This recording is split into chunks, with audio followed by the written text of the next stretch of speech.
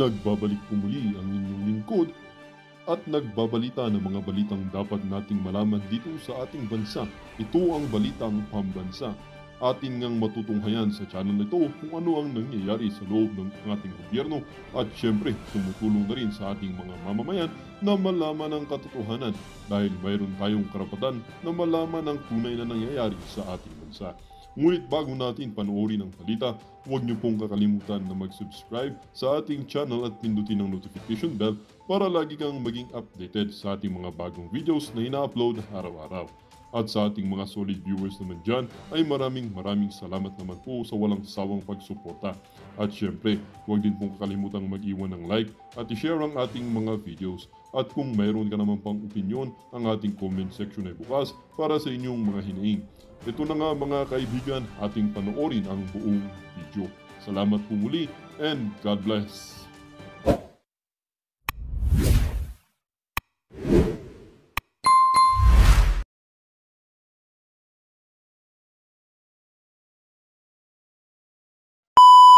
I-verify ang impeachment complaint. Ito po yung pang-apat laban kay Vice President Sara Duterte. Inihabol ang nasabing reklamo dahil ngayon po ang huling araw ng sesyon bago mag-adjourn ng Kongreso para sa midterm elections at sa 2 na Hunyo ang kanilang balik. Naku po, grabe hinabol talaga. Balita ko talagang hinabol kasi ang balita natin, may mga hearing pa ngayon, biglang i-cancel, biglang nag-text, sabi, punta kayo doon sa sabi ni boss, ganun. Hindi, meron talagang puwersahang nangyari. Pag di kayo pumunta, wala kayong akap. Pag di kayo pumunta, wala kayong AYEX, ha? Punta kayo doon, mga alalay, ha? Mga alipin, yan daw nangyari. O, tuloy. Mabilis naman itong naipadala ng mga kongresista sa Senado kung saan inaasahan nilang maaksyonan agad. Kunin natin ang kabuang nangyari. Ito? Mga aktibidad sa mababang kapunan ng Kongreso mula sa ating mata sa kamera. Live! Vic Sumintak. Vic! Pasok! Alex, ang ika-4 na impeachment complaint laban kay Vice President Sara Duterte na isinulong mismo ng majority group sa pangunguna ni Senior Deputy Majority Leader Ilocos Norte at Presidential son Sandro Marcos. Nako? Aba? Bakit gayon? Akala ko ba ayaw? Hindi akala ko ba ayaw ng tatay mo na wala daw magandang maidudulot tong impeachment? Abay, bakit ikaw ang nanguna? Pero nagpapalusot yung iba mga congressman, hindi daw naman siya nauna. Pero siya ang una-unang pumirma. Tarantado rin nitong si Wag na, baka mamaya sasabihin nila, ayoko nang minumura kami. O sige na, wag na tarantado. Namo, yun na lang. Kasi yun ang bagong term ngayon, hindi raw mura yun. Sabi ni Bishop Sabi ni Bishop Abante, hindi daw mura yun. Paano ba naging Bishop yung namuna yan? Hindi kasi nagpapalusot to. Meron ako napanood. Si Chua, kilala niyo si Chua. Napanood ko sa TV5. Sabi niya, hindi naman siya ang nanguna. Ang dami niyang palusot Hindi. Maganon-ganon pa siya. Kesyo, matagal na itong pinag-uusapan. Namo. Hindi mura yan. Sabi ni Abante Namo, Chua. Magpapalusot ka pa. Unang-una nga siya nun sa sulat Nakita ng mga media yun na unang sa sulat at pumirma. Tas sasabi mo hindi una. Namo. Ang nagsulong nito kasama si Senior Deputy Speaker Aurelio Dong Gonzales. Na ito ang pinirmahan ng 215 mga kongresista na bumuo ng Article of Impeachment na agad namang ipinadala ngayong hapon sa Senado. There's a motion to direct the Secretary General to immediately endorse to the Senate the impeachment complaint, having been filed by more than 1/3 of the membership of the House, or a total of 215 members. Is there any objection? I object. The chair hears none. The motion is approved. The Secretary General is so directed. Matapos mabinbin ng mahigit 1 buwan sa Office of the Secretary General, ang tatlong... Pinaspas nila, mantakin mo, ang tagal nilang pinahinga to. Ang tagal nilang ipinahinga ito. Nagsimula ito December 2 to be exact. Ang alam ko, correct me if I'm wrong. Pero alam ko, December 2 nagsimula ito. December 2, meron na kagad impeachment. Ang haba ng pahinga, mantakin mo, the entire December, the entire January, even if, according to their rules, kailangan agad-agad na ipapasa ito at pagdidesisyonan. Hindi ginawa. In 2 months, bakit kanyo? Yan. Alam nyo, ito, opinion ko, bakit kanyo?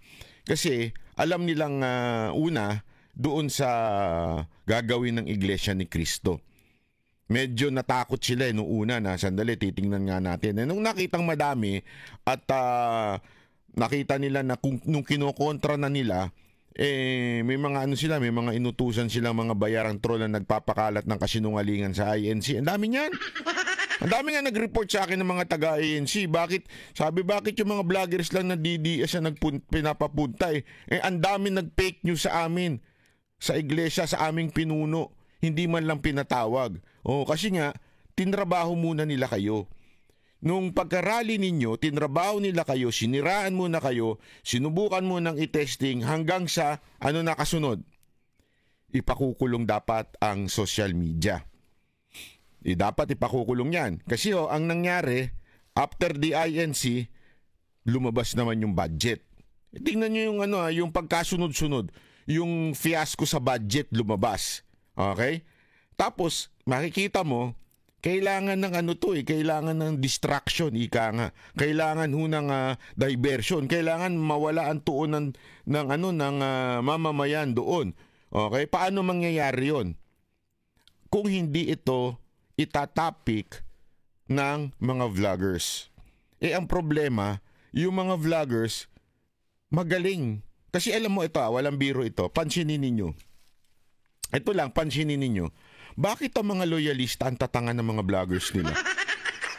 Hindi totoo, di ba? Hindi nyo ba napapansin? Pero pag Duterte supporter, mga Duterte vloggers, o masasabi mong nandito ang lining, ang tatalino, di ba? Ang ginawa nila, they tried na magpalusot. Sinabi, you are a liar. Tapos eventually, aaminin ngayon ni Bersamin na hindi namin ito kasalanan. Ibig sabihin, may kasalanan.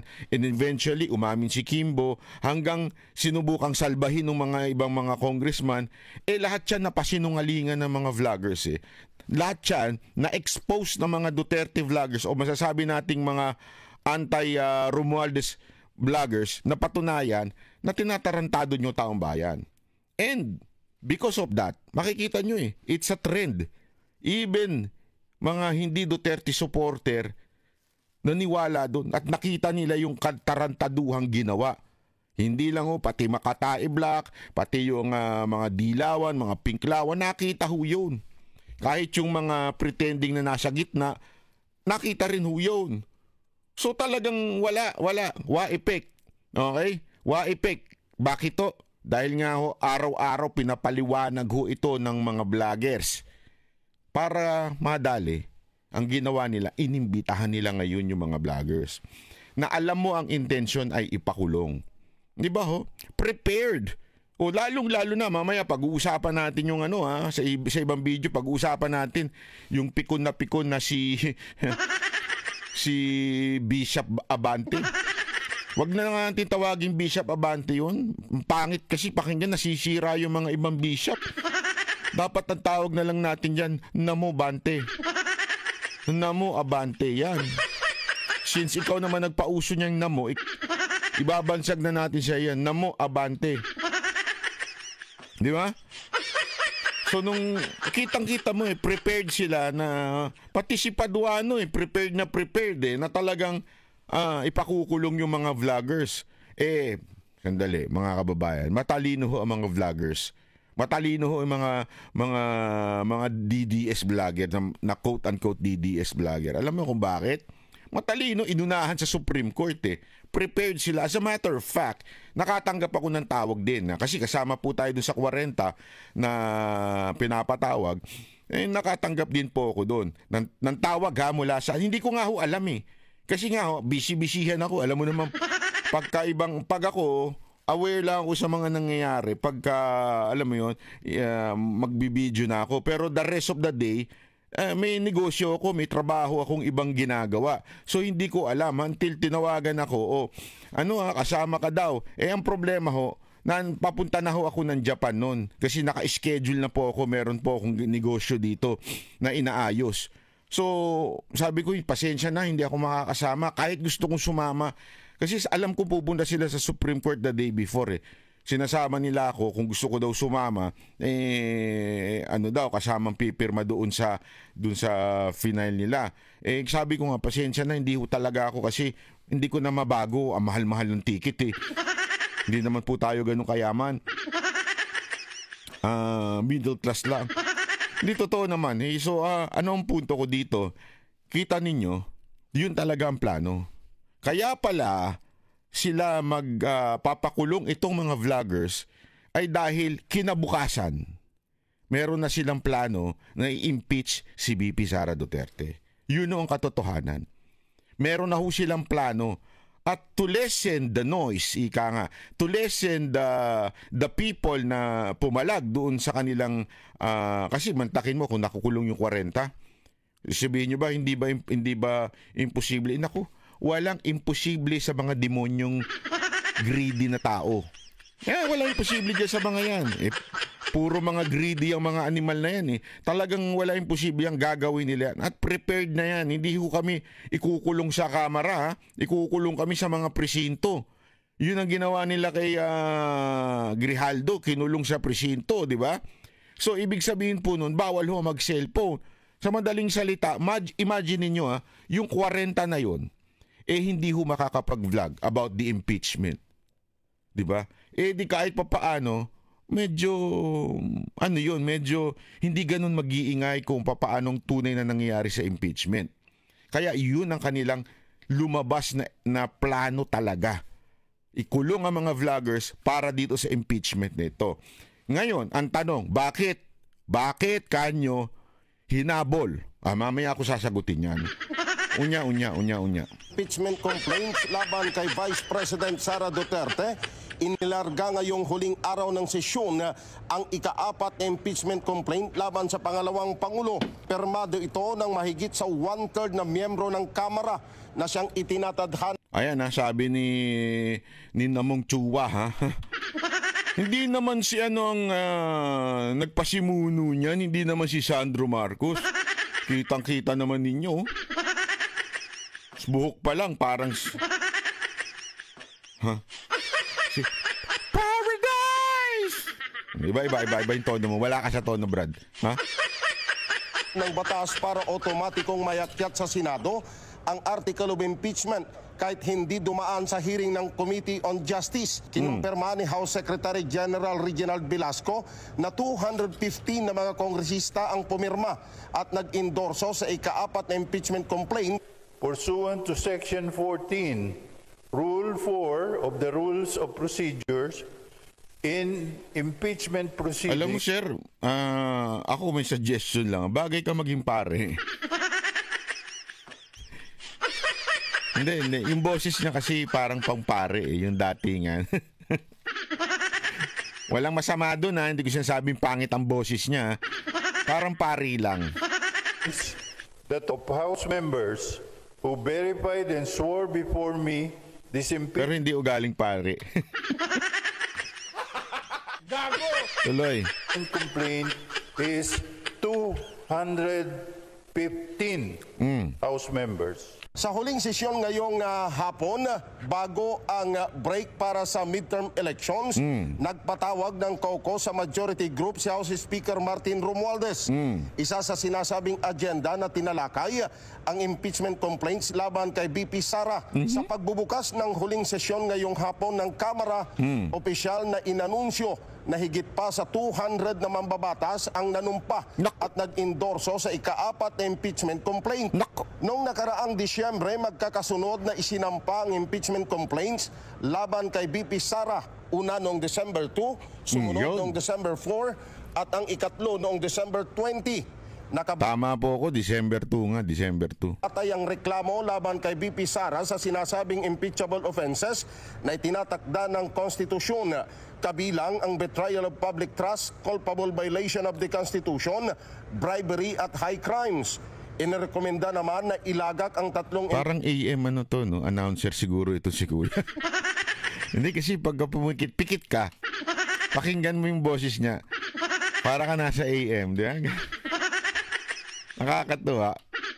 Hindi kasi naalala ko noon nung bata kami, pag hinahatid kami ng tatay ko sa eskwelahan nakikinig ng AM yun. Ganyan ang mga tono noon Impeachment complaint sa archive ng Kamara. Sa sesyon, inihalal rin ang 11 kongresista na aakto bilang prosecutor sa impeachment court. Alam mo, nung binasa ko yung aaktong prosecutor, alam mo, na-excite ako. Na-excite ako na sila ang kasi ibig sabihin nun, sila yung Senate, sila ang aaktong judge. Okay? Tapos merong yung prosecutor, yung ang aakto nun, yung mga kamara, yung mga babanggitin.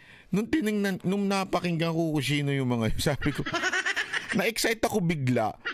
Kasi magmumukhang tanga ho yun. Maniwala ko kay sa akin, magmumukhang tanga yung mga yun. Hindi pwede yung ginagawa kasi nila dyan, yung style ng ginagawa nila sa kamera na nambubuli sila. Hindi ho, eto, parang court proceeding na ho ang gagawin dito. Pagka binigyan mo ng mga abogadong de Campanilla itong si BP Sara Duterte, hindi yung katulad ni Libayan, Pagka katulad na Libayan ng abogado mo, pakapagtawanan ka lang yan. Pero alam mo, yung mga yung magpo-prosecute kay BP Sara Duterte, pakinggan ninyo kung sino-sino. Nado.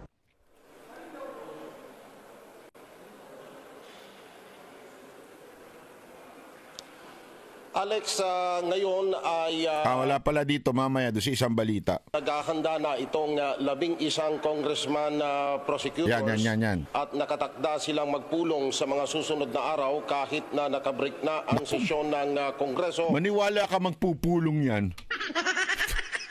Wala, hindi magpupulong yan. Mga ngampanya yan. Simula na ng kampanyahan Ang dami nilang akap at ayik Para paghandaan ang impeachment trial sa Senado. Balik sa inyo, Alex. Okay, Vic, kung yung mga majority na mga congressman ang nag-verify at ang nagsulong nitong pang-apat na impeachment complaint, nakita mo ba na may sapat ba itong ebidensya? Di ba, kung dadaan ito sa tamang proseso, meron ba itong forma, meron ba itong sustansya? At siguro pangalawang tanong, anong gagamitin nilang basehan sa kanilang mga akusasyon laban kay VP Sara? Pareho nung tatlo, Alex, kasi sabi nung isa sa tatayong prosecutor, si Congressman Chua, ay mayroong...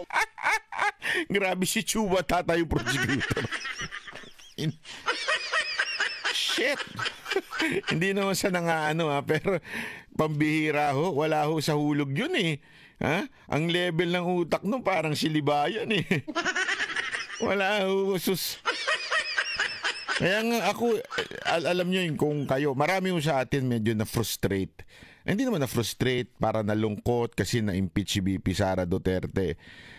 Mga kababayan, ako na-excite. Na-excite ako hindi dahil sa gusto ko ma-impeach, pero sigurado kong magmumukhang tanga yung mga prosecutor na yan. Kasi ano basihan nila? Maniwala ho kayo sa akin, durug yan. Pagkadating sa mga dikampanilyang mga abogado ni BP Sara Duterte, maniwala ho kayo sa akin, magmumukhang tanga ito mga to. Sapat na forma at saka sustansya ang naturang impeachment complaint. At ang gagamiting mga ebidensya ay katulad din ng mga ebidensya na kinalap ng naunang tatlong impeachment.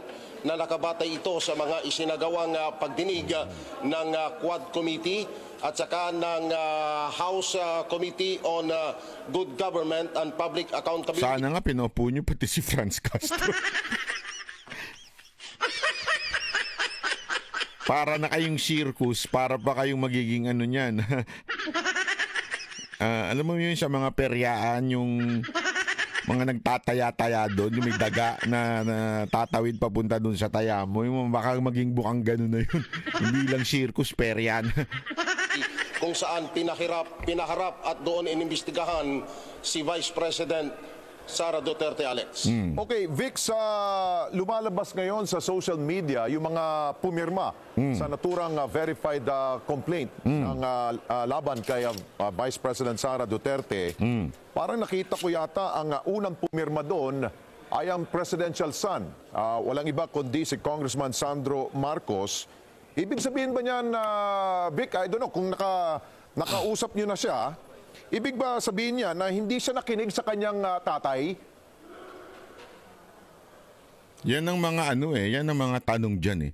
Hindi kaya siya nakinig o naging hindi makatotohanan si BBM sa kanya sinasabi na ayoko ng impeachment, ginagago lang pala tayo. Ano kaya sa tingin ninyo? Kayo nga bigay ng opinion kasi mamaya may ipapakita ko sa inyong opinion na tunay nangyari between Malacanang and the House of Representatives na si Martin Romualdez. Mamaya ikikwento ko sa inyo, ha? Mukhang ang sabi dito, dahil siya ang unang-unang pumirma, sila ni Congressman Dong Gonzales yung nag-initiate ng ika-4 na impeachment. Kumbaga sila yung bumuo ng ika-4 na impeachment at ang katulong nila na nagpaikot dito para pirmahan ay si Iloilo Congresswoman Janet Garin. Naku. Kaya kung titignan mo yung ipinadala kong listahan dyan ng 215 na mga kongresista na pumirma doon sa Article of Impeachment o Impeachment Complaint. Una si Sandro Marcos, pangalawa si Senior Deputy Speaker Aurelio Dong Gonzales at ang number 215 ay si House Speaker Martin Romualdez. Naku po.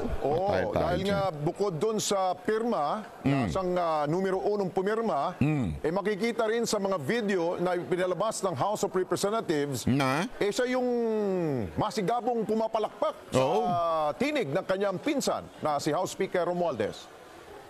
Kaya nga tapos magpapalusot to si Chua sa isang channel sa News 5 in interview. Hindi daw. Tapos yun ang gagawitin mong prosecutor. Ano yan? Dito, kita mo talagang maligalig na pumapalakpak si Sandro, di ba? Na tapos magpapalusot pa.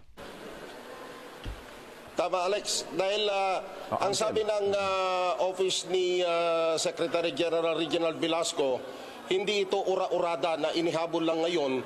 Dahil kung matatandaan mo, Alex, mula pa noong January 13 nung mag-resume ang sesyon pagkatapos ng holiday break, ay binabanggit na ni Secretary General Velasco na mayroong ika-4 na impeachment complaint. Nang magsusulong dito ay grupo ng majority na yon ang kanyang hinintay na hanggang sa huling araw na ito ay dito nila isinumite yung ika-4 na impeachment complaint na taglay niya yung more than 1/3 na kulang endorsement para ito ay mai-shortcut at maipadala sa Senado, Alex. Okay, siguro panghuli, Vic, dahil last 2 minutes nila itong ginawa para maisumite. Tingnan nyo notice this plano na pala nila talaga. Yan ang sinasabi. Hindi ho ito biglaan. Ibig sabihin, talaga hong pinlano ho na nila ito. Kaya magkakano yan from the time na pumasok yung unang impeachment complaint hanggang doon sa INC event, hanggang doon sa budget na bumulaga sa kanila yung budget. Tapos yung sa pagdinig sa mga o yung tangkang pagpapakulong sa mga vloggers, planado na lahat yan Pinlano ho na nila hindi ho ito, sabi nga 'di ba ni nung Velasco yung taga diyan, Secretary General diyan, sinasabi niya hindi ho ito biglaan. Hindi ho ito sabihin, maaring biglaan doon sa ibang mga membro, yung ibang congressman, pero doon sa leadership, planado na ito. Ganito, antay tayo hanggang makulong natin yung mga vloggers. tsaka tayo bibira. Wala na silang choice kasi hindi sumiput yung mga vloggers. So, they do not have a choice but to push through with the plan. Why? Let me tell you why later. At ma-endorso ito sa Senado dahil wala pa tayong naririnig sa Senado kung ito ba'y uusad dahil nga mukhang wala sa agenda ito ng ating mga senador. Hindi ho umusad para ho sa inyong kaalaman. Nag-adjourn ho sila at magbabalik sila sa June nang hindi ho umusad. Pero bakit? Yan ang importanteng malaman natin. Bakit hinabol ito? Unya-unya. Paano yan? Anong feeling ng mga mambabatas dyan sa mababang pulong ng Kongreso kung kanilang pinabilis ito pero mag-aantay pa pala sila ng finals, di ba? Gusto sana nila matapos ito pero mag-aantay pa sila na magiging next game pa. Di ba? Wala pa silang reaction dyan, Vic? Ang pahayag ng majority kanina doon sa kanilang caucus ay gagawin lang Kamara yung kanilang constitutional duty na aktuhan itong impeachment complaint laban kay VP Sara at bahala na ang Senado pagka ito ay nai-forward na sa kanila. Nangangahulugan na ang bola ay nasa kamay na ng Senado kung ito ay kanilang aksyonan. May mga legal question dahil nakabreak ang sesyon ng Kongreso kung legal ba na mag-convene ang Senado bilang impeachment court. Ang sabi ng ilang mga legal expert, legal dahil continuing body ang Senado at ang impeachment ay hindi isang uri ng legislative work ng mambabatas, kundi ang Senado ay magkukonvene hindi bilang mga mambabatas, kundi magkukonvene bilang isang impeachment court na aaktong senator judge yung mga senador natin, Alex. Okay, siguro habol ko na lang, no? Sa out of 306 na mga miyembro ng Kamara, parang 91 of them ang hindi pumirma, no? Meron ka ba napansin na masasabi mong kaalyado ni VP Sara o mga Duterte, merong biglang nagbago ang kanyang stand at pumirma siya pabor dito sa impeachment complaint laban sa pangalawang Pangulo? Mukhang tanging si Congressman Paulo Duterte na kapatid ng Vice Presidente ang nagbigay lamang ng reaksyon. Dahil kung titignan mo yung komposisyon ng Kamara, yun nga ang pinagmamalaki ng liderato ni House Speaker Martin Romualdez na hawak nila yung tinatawag na supermajority. Na ang lumalabas lang dito na pinaka-oposisyon ay grupo ng Makabayan Bloc. Pinaghihinalaan din na itong tumatayong minority ngayon sa pangunguna ni Congressman Marcelino Libanan ay hindi naman talaga oposisyon, kundi ito'y kaalyado rin ng majority. Okay, sige. Maraming salamat sa iyo, Vic Sumintak. Mata natin, dyan ako sa Kamara. Ayan. O ito, paliwanag na natin kung bakit binigla. Di ba? Binigla ho nila. Kasi tandaan ninyo, hindi ho, yung blank na nabuking ni Ungab at saka ni Pangulong Duterte at ni Attorney Vic Rodriguez, hindi ho nila alam yun. Hindi nila alam na mabubuking sila. So, ang plano without that budget is after the election, tsaka pa nila ipapasa daw yan. Yung impeachment na yan. Okay? After the election. Kasi natatakot sila sa, kasi ano yan sa ang mga congressman yan, sa mga distrito. Tandaan ninyo. Ako alam ko po yan. Kasi marami ho tayong kilala dyan. Diyan sa mga distrito, dinadalaw nila ang mga lokal. Lokal, ibig sabihin yung INC na local na church. Dinadalaw po nila yan. Humihingi ho sila ng boto, ibig sabihin. Pero hindi naman huli na literal na sinasabi yon. Kasi ang INC naman daw, hindi rin nagbibitaw sa iyo na, sige, susuportahan ka namin. Hindi. Pero lahat daw ng mga tumatakbo dyan, especially yung congressman, hinihingi nila doon sa lokal nila yung suporta. Kasi alam naman natin black voting yan. Pag sinabi ng iglesia, ito, lahat yan boboto. Ang laki ho nun. Medyo pag nangyari yun, mananalo. Kahit pa paano yung congressman, di ba? Ang siste, nung nag-rally ang INC, sabi nila, tapusin na lang na muna natin itong Congress pag-adjourn na natin after the election, okay, pag may bago na, doon na lang natin ipasa. Leadership pag nagsabi nito, hindi umano, narinig ko ito sa isang congressman din. Doon na lang. Okay? Kaya lang, biglang pumasok yung budget. Nagigets ninyo? Yung issue sa budget, biglang pumasok at pumutok. Sa sobrang putok. Hindi lang ho ito pumutok sa isang kulay, pumutok ho ito sa entire country. Marami ho ang nagalit. Hindi lamang po mga Duterte supporter, kahit ibang grupo nagalit na. Na ano kasi, na booking. Ang dami ho, mapamidya, mapadilaw, pinklawan, mga komunista, lahat to umimik na. Uncontrollable na ba ika nga? Ibig sabihin, grabe ang trending nitong fiasco sa budget. Tapos, biglang lumabas ito. Ayan, itong SC Orders, House Senate Executive Secretary, House Senate and Executive Secretary to comment on the petition. So, ibig sabihin, yung House, yung Senate, at yung Executive Secretary, pinapakomento na ng Supreme Court doon sa naging petition na ginawa about doon sa GAA, yung final ho nila Rodriguez at saka nila Ungab. Nagigets ninyo, biglang lumabas ito. So, they know, magiging trending ito. It will continue. At makakasira ito sa kanilang pagtakbo.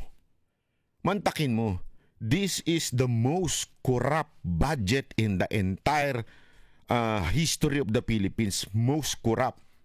Masisira sila dito. Alam nila yan. So they need a bigger, more issue na talagang malaking-malaki to destroy o to divert mula dito sa budget scandal na ito. Ano pa ba ang pinakamalaking issue? Diba? Ano pa ba ang pinakamalaking issue? Walang iba kung hindi impeachment ni VP Sara Duterte. That's why hinabol po nila ito. Yun ho ang siste dyan. Kaya ho nila ito hinabol the last day. Ngayon, tingnan ninyo, di ba? Yung mga media, lahat ng focus ng media, wala na sa budget scandal. Na andi dito na sa impeachment ni VP Sara Duterte. Now, are you saying hindi sila natatakot sa mga followers ni VP Sara Duterte? No. Kaya lang mas susuplak sa kanila yung budget. Yung issue sa budget kasi nga pinasok na ho ng Supreme Court ito, di ba? Malaking issue ito kaya kailangan ho nilang ma-divert ng mabilisan. At ito na yung impeachment. Yan ho ang isa sa dahilan kung bakit nila hinabol ho ito. At ano po ang nangyari? Ang balita natin, actually nabalitaan ko din ito sa isang tao. Tapos nung napakinggan ko si Atty. Trixie, na-confirm. As in P. Dan Fernandez, nakakahawa ka talaga. Hindi, na-confirm po na ito pala ang talaga nangyari. Napag-alaman ko kasi through, basta hindi ko na sasabihin kung sino, na nagkaroon ng konting alitan between Marcos and Romualdez tungkol dito sa impeachment. Ayaw talaga ni Marcos na ma-impeach si VP Sara Duterte kasi takot ho siya sa magiging backlash nito. Ibig sabihin yung epekto. Alam naman nila yun. Kasi tandaan ninyo, nanligaw sila kay VP Sara Duterte noon. Alam nila yung impact ng mga Duterte kaya sila nanalo. Hindi ho nila hindi ho nila maitatanggi yun kasi po alam nila si Senator Amy, inamin na niya eh. Inamin niya na talagang niligawan niya si VP Sara Duterte para manalo ang kanyang kapatid. So they know, Visayas and Mindanao, it's the Duterte. Sarado na yan. Dito sa NCR, hati. Pero the entire Mindanao and Visayas, Duterte yan. Takot sila ho. Takot ho si Marcos na galawin ang mga etong si Duterte, si VP Sara Duterte. Pero, iba ho kasi ang plano nung kanyang sakim na pinsan. Oh! Kailangan matanggal at ma-impeach si VP Sara Duterte kasi pag na-impeach po siya, hindi na siya makakatakbo sa 2028 at sa tingin niya may pag-asa siyang maging presidente. That's the reality. Akala niya may pag-asa siya pag hindi na wala na si VP Sara Duterte. Hindi niya alam, ang dami pang pwede tumakbong presidente dyan na mas sikat kesa sa kanya o mas pwedeng iboto kaysa sa kanya. Kasi sa kanya, diring-diri ang taong bayan. Mantakin mo, ang dami na niyang vlogger, wala pa rin nangyayari sa kanya. Di ba? Mukha kasi yung namo. Yun ang katotohanan O, di ba? So, siya naman talagang atat na atat at syempre, dahil nga po na may kaguluhan at may skandal sa budget, kailangan niyang ma-divert yung usapan. Kaya niya hinabol etong issue ng impeachment. Tandaan natin ayaw ni Marcos hindi because concern siya kay VP Sara Duterte. Ayaw daw ni Marcos dahil sa natatakot sa backlash na mangyayari. Narinig ko yan. Kaya nga napaisip ako, bakit yung anak niya ganon ang nangyari? Bakit pumirma kung ayaw pala? Okay? Kasi nga daw, ang balita, hindi daw mapigilan ni Marcos itong pinsan niya. And because of that, they just go with the flow. Wala na siya magawa Kasi yung pinsan niya talaga bida-bida. Parang si Jollibee, kita mo na itsura, di ba? Totoo, bida-bida ho talaga. Talagang hindi ho magpapapigil. Parang presidente dating. Yan ang una ko narinig. Kaya nga hindi po ako nagpansinin ninyo, hindi po ako masyadong nag-vlog nitong mga nakaraang araw dahil inoobserbahan ko yung mga naririnig kong balita basta sa mga palipaligid, daming tumatawag sa akin tungkol dyan kinikwento sa akin, chinichika sa akin. Ito sabi ko, ganun pala yun. Hanggang nag-observe ako, hanggang kanina, napanood ko yung ni Attorney Trixie, pareho din po pala kami ng info na natanggap. Ganun din Pakinggan natin itong yung behind story nung kung anong nangyari pakingge si Attorney Trixie po ito. Chika na nanggaling sa at saka ito ay sa akin, sa tingin ko talagang very credible. Kaya ako sa inyo, follow nyo si Attorney Trixie Luminous, ang kanyang malayong malayo ito sa abogadong katulad ni Libayan.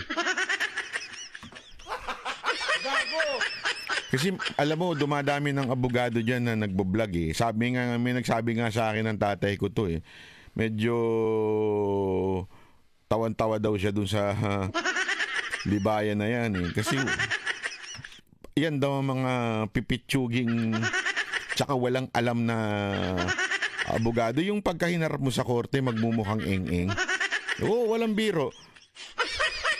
Hindi ako nagbibiro, yun daw. Sabi ko nga, ganun ba? Oo. Kasi ang airpat ko, corporate lawyer ho yan. Sanay ho yan sa lahat ng mga kasong hinandle na napakalaking real estate to ang kanilang kliyente. Talagang siya ho ay nandoon sa ibabaw at talagang marami hong ilang beses humarap sa korte, ilang beses nanalo. As in ganun Eto hong si Libayan daw, wala talaga. Kaya nga mga kababayan, na mga pakinggan nating abogado sa YouTube, yung mga katulad ni Attorney Trixie, dahil ito talaga mga matatalino.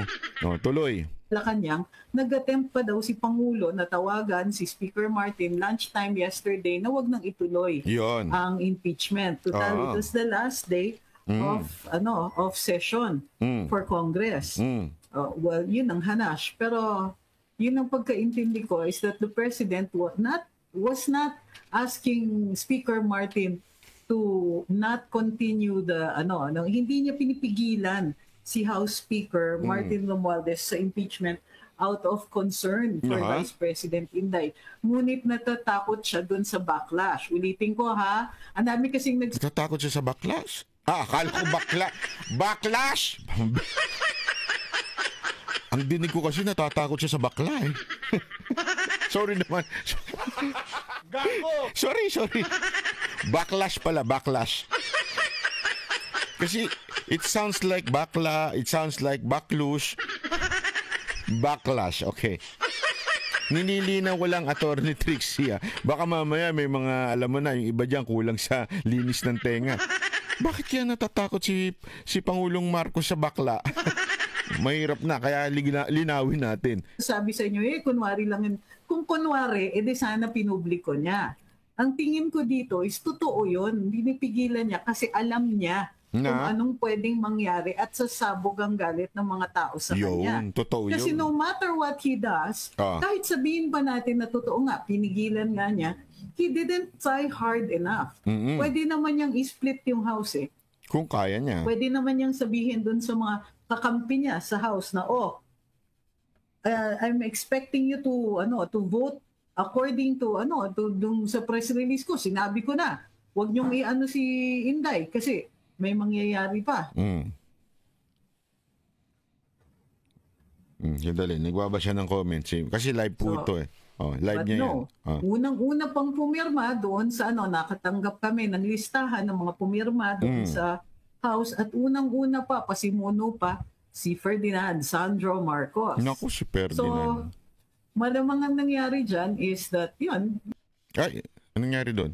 Sorry. Ayun. Okay, so yun daw ang nangyari. At eventually, sinakyan na lang daw po ng ni Marcos dahil hindi niya na mapigilan itong pinsan niya. Yun daw ang kwento. At yun din naman ang kwento natanggap natin. Kaya nga sabi ko, mukhang merong tama. May tama ho din yung dadinig natin. At kasi ganyan-ganyan din ho ang kwento eh. Medyo nagkaroon daw ng, hindi naman alitan, argument ikang yung magpinsan. And hindi nga lang napigilan daw ni Marcos si Romualdez na ituloy ito. At dahil nga doon sa issue ng budget scandal. Sa madaling salita ho mga kababayan, si Romualdez, he is trying to save his ass. Kasi nga, ang ginawa ho ng Malacanang, naghugas kamay na ho sila eh. Hindi kami yan. Wala kaming kasalanan dyan. Di ba naghugas kamay sila? Basta kami, ang nakita namin, hindi blanco. Yun ang doon. Which is totoo naman, hindi blanco. Ligtas sila. Pero the mere fact that there is really a blank doon sa budget, sino ngayon na mananagot? Ang mananagot dyan, ang Kamara talaga at ang kanilang pinuno. Di ba? Yan po ang direksyon na nangyayari. Para mapigilan yan, budget. Ito ho ang budget tuloy. Ito hong impeachment. Kaya ho, sumiksik ho yung impeachment na yan.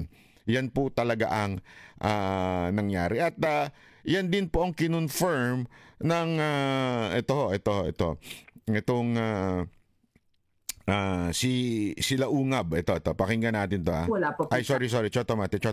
Inimpeach na ng Kamara si Vice President Sara Duterte. Alamin ang buong detalye sa report ni MJ Mandihar. There is a motion to direct the Secretary General to immediately endorse to the Senate the impeachment complaint, having been filed by more than one-third of the membership of the House, or a total of 215 members. Is there any objection? I object, Your Honor. Chair, here is none. Di pala ako sali. Motion is approved. The Secretary General is so directed. Tuluyan ang inapurbahan ng Kamara ang impeachment ni Vice President Sara Duterte. 205 kongresista. Tuwan-tuwa pa itong si Ngiwi, Oy, Ngiwi! Tumabi ka nga dyan. Ayusin mo nga yung book mo, nakakairita para ka hindi congressman. Rapper ka ba? Tuloy. Boto pabor sa impeachment ng bise. Higit sa 103 boto na kinakailangan upang agad na madala sa Senado ang Articles of Impeachment. Dahil dyan, hindi na ito idadaan sa committee level para suriin kung may sapat na basihan ng reklamo. Naku. Ayon sa Article 11, Section 2 ng 1987 Constitution, ang mga sumusunod na opisyal ay maaring ma-impeach. Ngayong na-shortcut ang proseso, nasa Senado na ang bola para magsagawa ng impeachment trial katulad ng isang korte. Ang mga senador ang tatayo o magsisilbing hukom, habang ang House of Representatives ang magsisilbing prosecutor. Ang akusado ay may karapatang magdepensa laban sa mga paratang. Para makonvict at mapatalisik sa pwesto ang isang opisyal, kailangan ng 2/3 ng mga senador o hindi bababa sa 16 sa 24 na senador. Kung hindi ito umabot sa kinakailangang boto, ang opisyal ay mananatili sa pwesto. Tinawag naman ni Davao City 3rd District Representative Isidro Ungab na isang diversionary tactic ang impeachment. Yun. Saad niya, nais lamang ng administrasyon na pagtakpan ang kontrobersyal na issue sa 2025 BICAM report. Para naman kay Congressman Paulo Pulong Duterte, kapatid ni VP Sara, ang impeachment ay isang desperado at politically motivated na hakbang. Correct. Binalaan din ni Kong Pulong ang administrasyon. Aniya, asahan ng matinding pagtutol ng publiko. Naku po, patay kayo Natikiyak din ng kongresistang Duterte na hindi magtatagumpay ang administrasyon sa paninira sa kanya nakababatang kapatid. Sa ngayon, wala pang inilalabas na opisyal na listahan ng Kamara sa 205 kongresistang pumabor sa impeachment laban sa Vice Presidente. Yan yung kanina, pero lumabas na ho yan. Ito yung tatay yung mag-prosecute to kay BP Sara Duterte. Ang bihira. Si Akop. Ayop. No comment. Samantala, nagtalaga naman Si Joel Chu. Gago! House prosecutors nahaharap sa paglilitis. Dapat sinama nyo na si Abante. Isa pa yung wala sa hulog. Gago! VP Sara. Karamihan sa kanila ay miyembro ng House Quadcom na naunang nag-imbestiga sa issue ng... Si Isabel Samor. Sus. Agoy talaga naman, ha? Talay. Potential at intelligence funds. Para sa Diyos at sa Pilipinas kung mahal, MJ Mondihar, SM9 News. Ayun, yan, ha? Alam nyo, ito ho yan, ha? Isa pang itakil ho natin dito kung papaano yung magiging proseso. Okay? Pero bago ho natin itakil yung paano ang magiging proseso, ilinawin muna natin ang ano ba talaga ang tawag po dyan. Kasi meron pong isang nag-comment po kasi ako, naglagay ako doon. BP Sara impeach na with ED. Aba, may nag-comment. Sabi niya, banat ba'y mali yan? Hindi pa po impeach si BP Sara. Kaya hindi dapat impeach with ED. Sandali, basahin ko nga sa inyo. Hindi ko na lang ipopost kung sino ho siya kasi Duterte supporter naman to, kaya lang kulang lang siya kaalaman at nagbida-bida lang. Okay? Sabi niya, oo nga. Sabi niya, hindi po siya impeach with ED. Nasa proseso pa lang kasi dadaan pa yan sa hearing ng Senado. At once nagdesisyon sa affirmation side, ang majority ng hurado, yun ang time na impeach siya. Kaya mali ang headline mo, Byron Cristobal. Nagmagaling. Pag nakita nyo yan dun sa profile ko, i-ano mo na lang ha, i-komentuhan nyo na lang. Kasi, alam mo, minsan kasi, mga kababayan, wag tayo magmamagaling. Tandaan ho natin, lagi ho nating mag-research. Matuto ho tayong mag-research. Wag ho tayo yung parang nakapulot lang ng kaalaman o di kaya yung stock knowledge lang. Sasang-ayon na tayo. Hindi kasi impeach, tapos na. Tapos na ba? Napatanggal na ba? Hindi pa. Hindi impeach yan. Kaya minsan may ganun tayong logic sa buhay. Kaya lang po, hindi ho ninyo alam. Alam po natin yan. Dahil nga po, inaaral ho natin yung ganyang klaseng proseso. Kasi matagal kong tiningnan kung papaano ho itong impeachment para pag tinakil natin. Ito ho ang paliwanag dyan. Kaya nga sinasabi ko sa inyo, makinig ho tayo dun sa abogadong matalino. Wag ho yung nagtatali-talinuhan lang katulad ni Libayan, ha? Di ba? Eto pakinggan po natin itong paliwanag ni Attorney Trixie uli about the impeachment. Wala pa po tayong kasiguruhan tungkol doon. Ngunit ang hinahabol nila dito ay na-impeach na nga si VP Inday. Impeach na nga. ED. Ngayon, papaliwanan niya bakit. Alala ko lang po sa inyo, ang impeachment po, yung charge. Okay? Hindi impeachment ang tawag doon sa pagtanggal. Tanggal. Oo. Hindi ang tawag dun sa pagtanggal ay impeach. Okay? Iyon po ay tanggal. Okay? Remove from the office. Okay? Yun po ang tawag dun.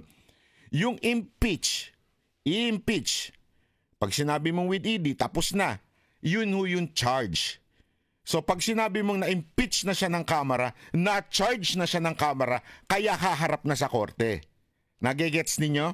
Sino ho yung korte? Senado. Okay? Although may confusion lang kasi nga, ang tawag din po doon sa Senado is impeachment trial. Okay? Pero technically and legally, ang tawag pag naipasa na mula sa Kamara at naipasa na ho sa Senado, ang tawag doon impeach na. Yung nagmamagaling, na mag-research naman din kasi minsan, tapos mambabara ka pa. Hindi ka na nga nag-research, mambabara ka pa. Huwag tayong ganun, huwag tayong nagmamagaling kung hindi ho natin alam talaga. Pero ang term na impeachment, yun po ang pag-charge ng Kongreso doon sa opisyales para siya po ay ma-hold for trial doon sa Senado. Dito sa Pilipinas, ang tawag nila doon sa trial sa Senado ay impeachment trial or impeachment court. Pero sa totoo lang, mali yun. Kasi yung impeachment nga is really what happens in Congress.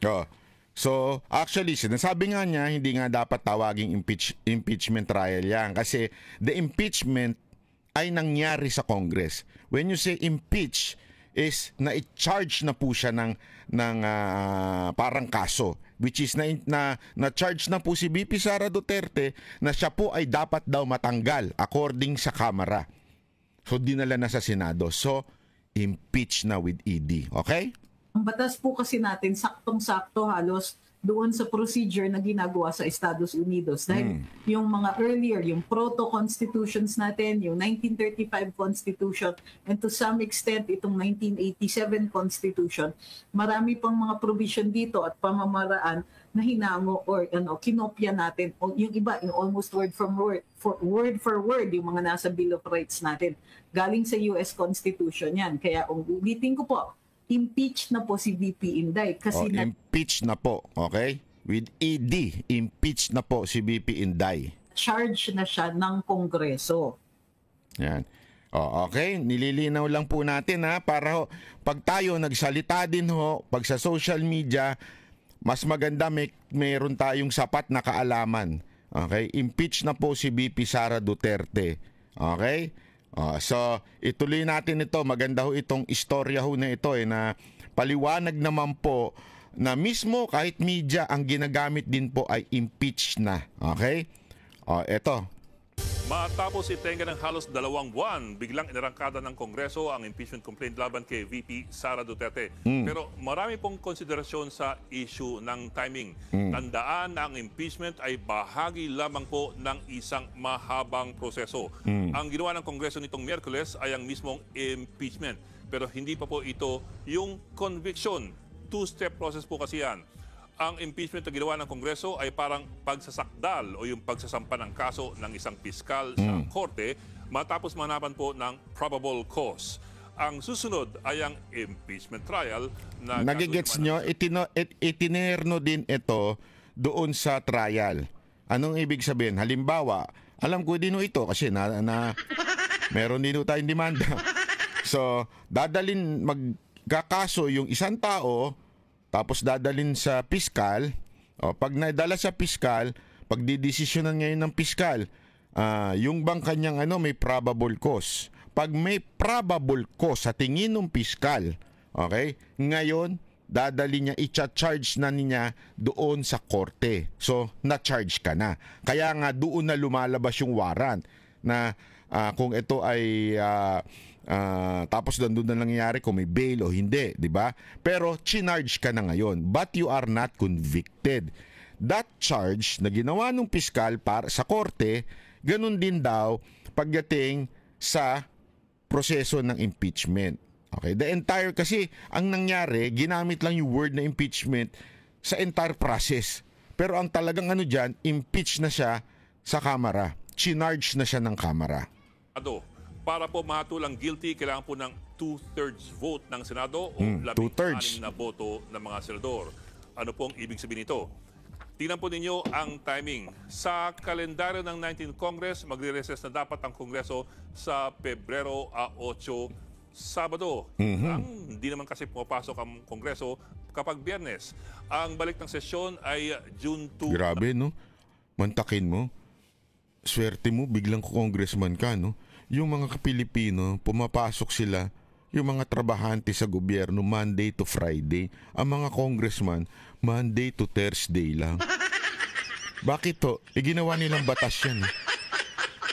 So, 3 araw ang kanilang pahinga. Banat ba hindi naman pahinga yun? Pupunta daw sila doon sa kanilang constituent.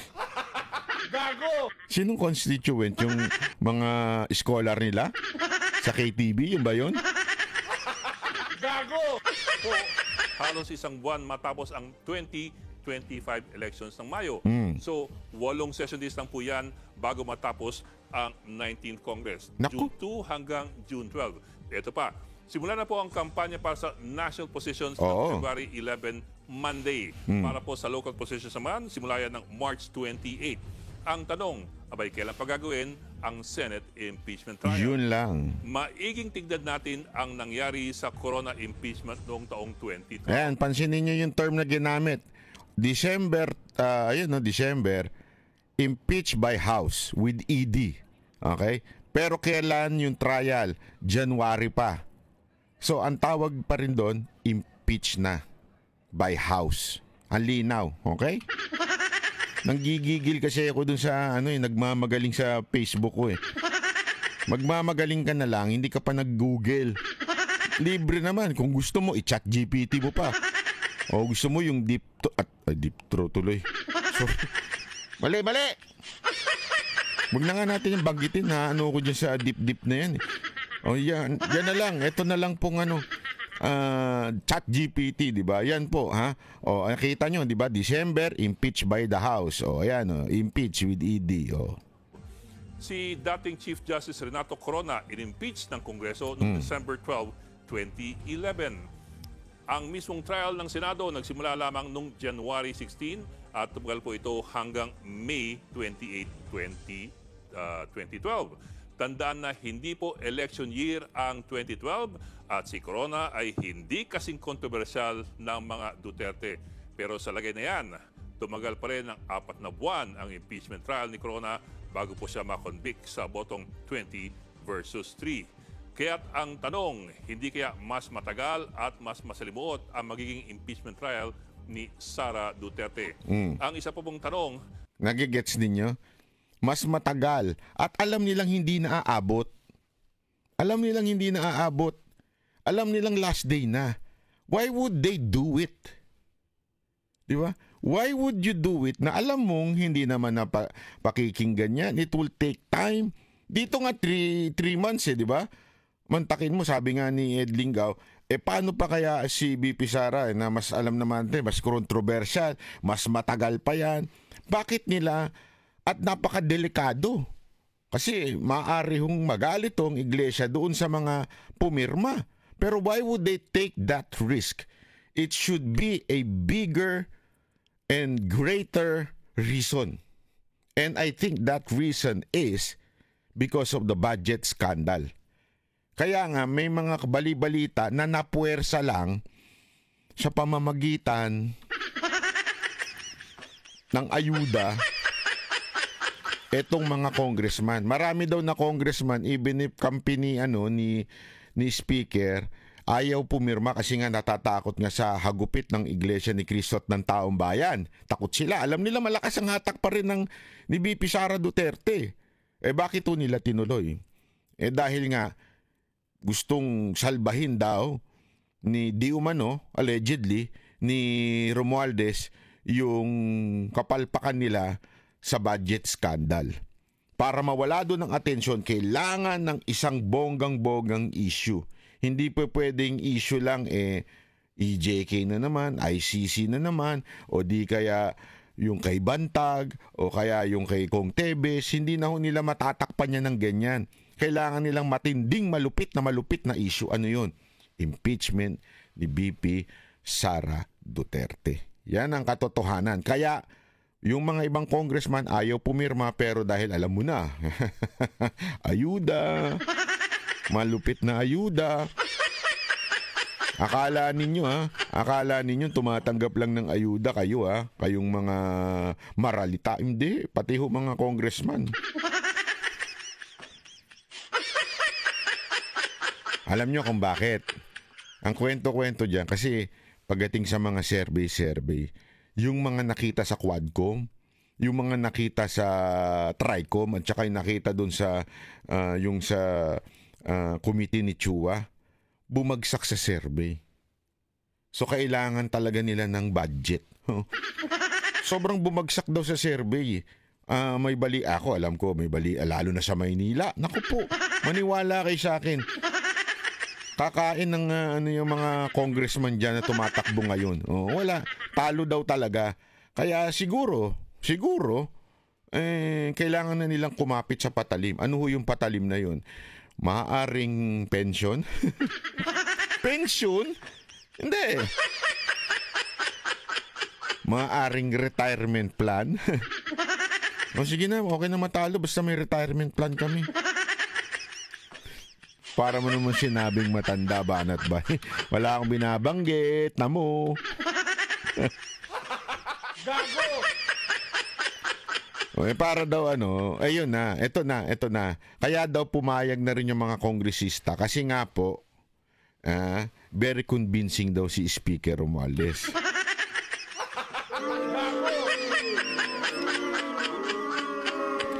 Kaya meron akong kahilingan, mga kababayan na nakikinig sa atin ngayon. Ito, seryoso na ho ito. Wag ho tayong bibitaw dun sa budget scandal. Ito ay distraction. Okay? Ito ay distraction. Nothing will happen with this impeachment. Nag-adjourn na po ang Senate. Nag-adjourn na eh. Period na. It will never happen at this time.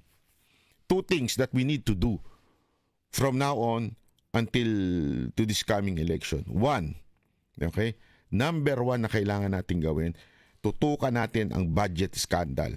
Kasi gumagalaw yan. Gumagalaw, bakit kanyo? Gumagalaw hustisya, gumalaw ang Supreme Court, humingi ng paliwanag dun sa mga inireklamo.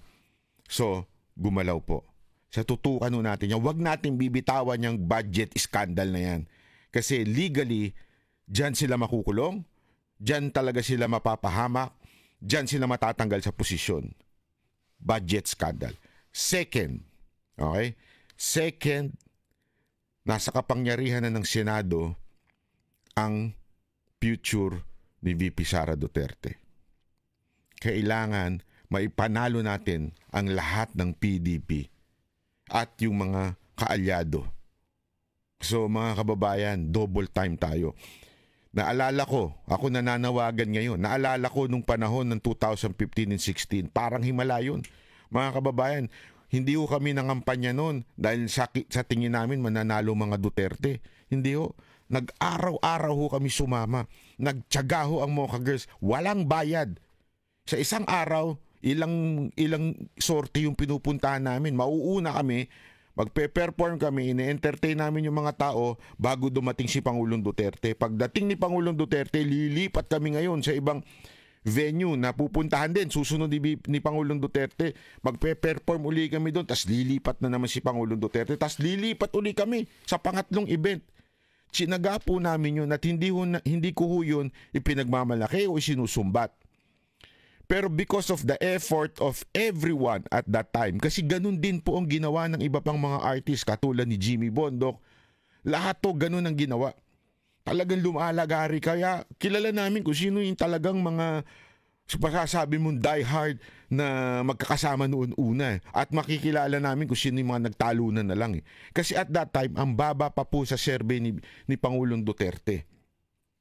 Pero yung entire team, yung Duterte Cayetano at that time, talaga nga naman nagtiyaga. Talagang ginawa yung lahat na magagawa para maikampanya si Pangulong Duterte. And eventually, Duterte won. So what am I saying now? Ang ball game ngayon nasa Senado. Sa akin, tama na ho yung hindi ko gusto to kasi hindi ko gusto yung relihiyon nito. Hindi ganun. Hindi ko gusto ito kasi artista lang to. Wag ganun. Hindi ko gusto to kasi ganito to. Wag na ho. Hindi ko kilala. Hindi mananalo yan. Hindi, wag na ganun. Straight PDP na ho natin. Straight na ho. Lahat ho ng PDP, lahat ng kaalyado, wag na ho tayong bumoto ng hindi kaalyado. At kung kulang man, doon na lang kayo magdagdag. Di ba? Kung kulang man.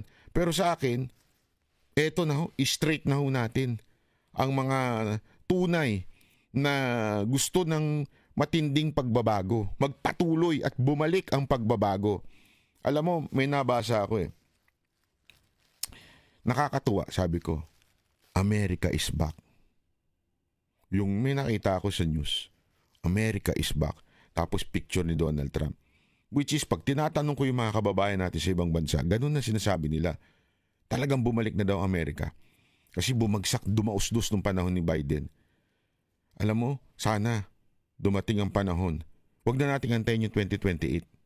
Huwag na natin antayin yan at sana magkaroon ng ang Philippines is back.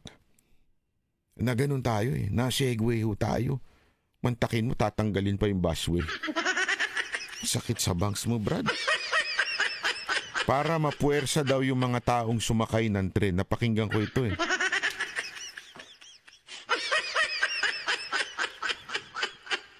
Alam mo, nung pinakikinggan ko that's the most stupid suggestion. Sabi ko, kung gusto mo mapuwersa ang tao sumakay ng tren, ayusin mo yung tren. Pagandahin mo yung tren. Gawin mong efficient. Gawin mong malamig. Gawin mong maayos. Pati hindi lang dun sa tren, sa stasyon. Pati parking, gawin mong maayos. Pag naging efficient yan, hindi mo na kailangan utusan ng tao na, oy, sumakay kayo. Hindi na. Matik na ho yan. Ganyan sa Singapore, sa Japan, sa ibang bansa, sa London.